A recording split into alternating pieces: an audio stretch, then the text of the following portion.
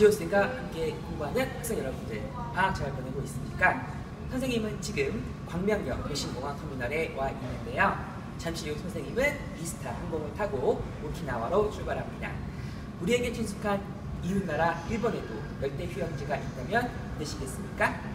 일본이 가고 싶어하는 국내 관광지 1위 오키나와는 사실 류큐 왕국과 유금정 시기를 거쳐 현대사에 이르기까지 다양한 역사적 볼거리를 지닌 관광지입니다. 지오쌤과 함께하는 역사문화 탐방, 아름다운 휴양과 함께 오키나와만이 가진 역사 속으로 지금부터 출발합니다. 오키?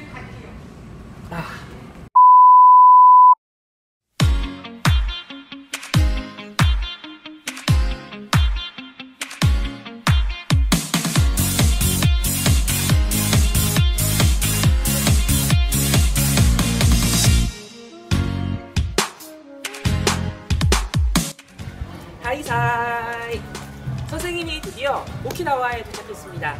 오키나와는 일본의 최남서부에 위치한 섬으로 일본 본토와 크게 떨어져 있는데요. 연평균 기온 20도가 넘는 아열대성 기후로 인해 동양의 하와이라는 별명으로 일본인들에게 크게 사랑받는 휴양지입니다. 아름다운 바다라는 어류의 추라우미는 오키나와의 동일시되는 표현으로 에메랄드 빛깔이 되는 바다와 이색적인 열대림이 가득한 오키나와를 표현해주시오. 매력적인 볼거리로 가득한 오키나와 속으로 지금부터 나가보실까요?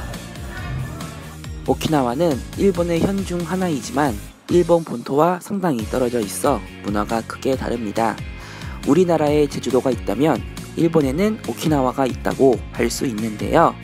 제주도 흑돼지처럼 오키나와 흑돼지 역시 최고의 먹거리로 예로부터 중국의 교류로 인해 일본 본토의 돼지고기 요리와는 맛을 달리합니다. 또한 바다포도라는 이름을 가진 우미부도, 오키나와 물고기인 구루쿤, 해초의 일종인 모즈쿠, 쓴맛이 특징인 고야 등도 특색 있는 먹거리죠. 무엇보다도 쌀을 원료로 한 오키나와 중류주인 아와모리와 오키나와 현지 맥주인 오리온 맥주, 저도 참 좋아하는데요. 제가 한번 먹어보겠습니다. 선생님은 지금 오키나와 남부의 위바로 비치에 와 있습니다. 바다가 정말 예쁘죠? 바다와 함께하는 오키나와의 매력이 얼마나 예쁜지 지금부터 함께 보시죠. 오키나와는 산호가 융기에서 만들어진 류큐 석회암으로 형성되어 있습니다. 해안선을 따라 얕은 리프가 펼쳐져 있고 일본 내에서도 손꼽히는 산호초 군락이 형성돼 있지요. 또한 오키나와에서만 볼 수 있는 진기한 바다 생물도 매우 많습니다. 바닷속에서도 볼거리가 가득한 오키나와 바닷속 세상을 여러분들도 추미우리라고 말할 수 있겠죠?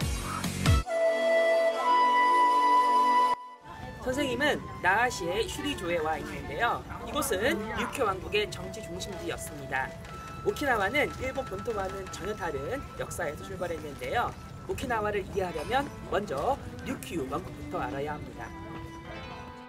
일본 본토 민족인 야마토 민족과 달리 오키나와 사람들은 류큐인으로 별개로 생각해야 합니다.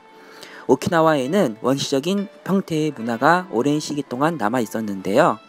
그러던 중 1429년 나하에 기반을 둔 쇼와시에 의해 류큐 왕국이 탄생하게 됩니다. 지리적 위치를 적극적으로 활용한 류큐 왕국은 명나라, 조선, 일본뿐만 아니라 말라카까지 무역선을 파견해 해상 교류가 끊이지 않았는데요. 한국사 교과서에 등장하는 유구가 여기이며 홍길동전에 등장하는 율도국이 이곳일 것이라는 끊임없는 추정도 있어 왔습니다. 이후 임진왜란 때 도요토미 히데요시는 류큐 왕국에게도 출병을 명령했고 조선과의 교류로 명령을 거절했는데요. 이것이 빌미가 되어 에도 막부의 사스마번은 류큐 왕국을 침공합니다. 이후 사스마번은 오키나와와의 열대 기후에 주목해 사탕수수를 심고 설탕을 재배하게 하는데요. 일본에서 가장 먼저 사용되는 조미료인 설탕은 이러한 오키나와의 희생으로부터 이루어졌다고 할 수 있겠습니다. 류큐 왕국은 일본 근대화 개혁인 메이지 유신 앞에서 넘어설 수 없게 되었습니다. 메이지 신정부는 홋카이도와 함께 1879년 고작 160명의 경찰과 400명의 군인으로 오키나와를 침입하는데요. 이렇게 오키나와는 일본에 강제 편입되어 오키나와현으로 복화됩니다. 홋카이도 점령, 조선과의 강화도 조약 체결, 그리고 류큐 정복은 일본이 제국주의로 가는 과정이었습니다. 2차 세계대전이 발생하자 일본은 태평양 전쟁을 일으켜 미국을 건드리는데 미드웨이 해전 이후 미국은 대대적인 반격을 시작했으며 오키나와를 시작으로 일본 본토에 상륙합니다. 1945년 4월 1일 미군이 상륙한 사건인 오키나와 전투에서는 많은 숫자의 일본인과 미군이 목숨을 잃게 됩니다. 특히 민간인들의 죽음이 심각했는데요. 당시 일본군은 미군에게 잡히면 남자는 찍어 죽이고 여자는 성폭행한 후 죽인다고 겁을 줘 자살로 내몰았다고 합니다. 또한 아직까지도 민간인 사망자에 대한 전수조사가 이루어지지 않아 현재까지도 민간 조사단이 발굴해낸 사례만 약 1000여 건에 달한다고 하는데요. 악독한 일본군에게 질린 미군은 결국 전쟁을 빨리 끝내기 위해 나가사키와 히로시마의 원자폭탄 투여로 전쟁을 끝마쳤으니 애꿎은 오키나와 사람만 죽게 만든 채 일본은 그렇게 2차 세계대전에서 항복했던 것입니다. 2차 세계대전이 끝난 직후 오키나와는 미군정의 지배를 받게 됩니다. 마치 해방 이후 우리나라의 모습과 유사하죠. 그렇게 하여 오키나와 곳곳에 미군 기지가 들어서고 미국의 문화가 오키나와 곳곳에 자리 잡게 됩니다. 그리고 1972년 미군정이 끝나고 오키나와가 일본으로 반환되는데요. 하지만 오키나와 주둔 미군은 철수하지 않았고 미군이 오키나와에서 벌이는 범죄도 여전했다고 합니다.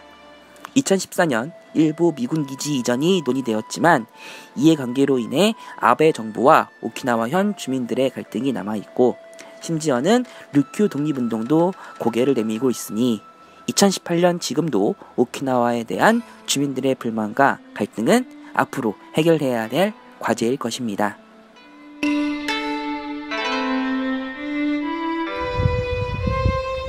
이곳은 이토만시에 있는 평화기념공원입니다. 1945년 이곳에서 치러진 오키나와 전투에서 일본인은 18만 명, 미군은 1만 2천 명 가량이 죽었는데요. 10만여 명의 달한 민간 희생자 중 조선인은 1만여 명으로 추산됩니다. 선생님 바로 위에 있는 한국의 유력탑이 보이시나요? 전쟁 막바지에 오키나와의 전투는 좀 외부 스파이 색출을 위한 배치가 있는데요. 이때 가장 큰 피해를 본 이들은 최악 침략자에 속한 강제징용과 일본과 위안부로 끌려온 조선인이었습니다. 일본은 2차 세계대전에서 받은 피해를 떠올리며 두 번 다시 비극을 목도하지 않겠다는 의지로 각지의 평화기념자료관을 설립합니다. 오키나와 평화기념자료관에서의 전시 목적도 오키나와 전투에서 희생된 희생자를 기리고 전쟁의 역사적 교훈을 다음 세대에 전한다고 적혀 있지요. 하지만 이러한 중립적인 말 속에는 전쟁에서 누구에 의해 희생됐는지, 전쟁은 어떻게 발발했는지, 더 나아가 가해와 피해 책임이 모호하기만 합니다. 오키나와 평화기념자료관에는 조금 특별한 다른 점이 존재합니다. 다름 아닌 오키나와인들이 갖는 역사 인식입니다.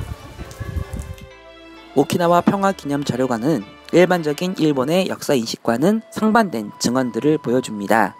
특히 미군에게 잡히면 모두 죽인다는 거짓말로 집단 자결을 강요한 일본군, 오키나와 사람들의 투신 장면을 담은 비디오, 동굴 벙커에 갇혀 죽음을 강요받다 가까스로 살아남은 노인들의 증언 가운데 오키나와 전투에서 가장 약자였던 조선인들에 대한 조명도 놓치지 않고 있는데요.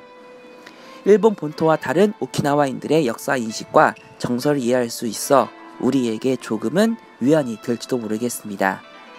앞으로도 일본은 평화라는 단어 속에 반성과 사죄라는 키워드도 함께 올바른 역사 인식을 할 수 있을까요? 선생님은 지금 나라국제공항에서 인천으로 귀국합니다. 오키나와는 동양의 하와이라는 이름과 소장을 정도로 빼어난 무력과 낭만을 가진 휴양지였습니다. 그리고 그 속에는 고유한 류큐 왕국의 숙면을 느낄 수 있었으며 전쟁으로 인한 오키나와인들의 피해도 만나볼 수 있었습니다. 그리고 그 속에는 우리 조선인들의 피해도 있었죠. 선생님은 오키나와인들의 평화를 영원하는 마음과 함께 향후 일본이 학생이 가져야 할 올바른 역사인식과 그 방향에 대해 진지하게 고민해보는 유익한 경험을 가졌습니다.